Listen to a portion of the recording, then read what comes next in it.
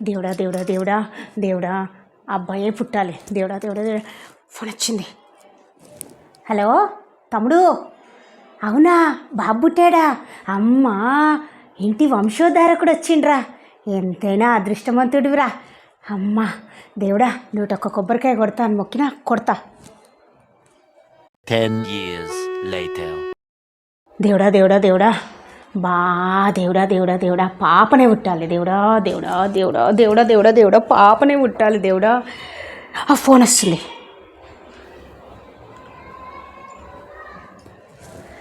Hello తమ్మి చెప్పరా, ఏంది? కొడుకు పుట్టిండా? సరే రా మళ్ళా చేజు.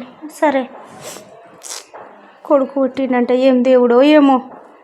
భరణికి ఫోన్ చేస్తా ఫస్ట్. రింగ్ అవుతుంది. Hello hello Bharani